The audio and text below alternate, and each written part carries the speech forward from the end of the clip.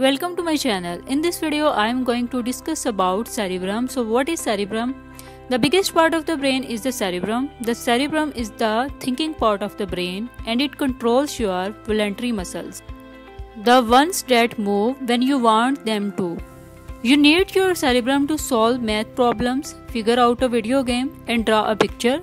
Your memory lives in the cerebrum, both short-term memory like what you ate for dinner last night and long-term memory like the name of that roller coaster you rode on 2 summers ago. The cerebrum also helps you reason, like when you figure out that you would better do your homework now because your mom is taking you to a movie later.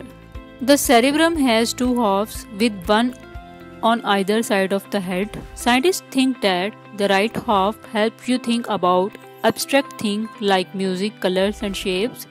The left half is said to be more analytical, helping you with math, logic and speech. Scientists do know for sure that the right half of the cerebrum controls the left side of your body and the left half controls the right side. I hope so you got this concept of cerebrum. For more informative and latest video, kindly subscribe my channel.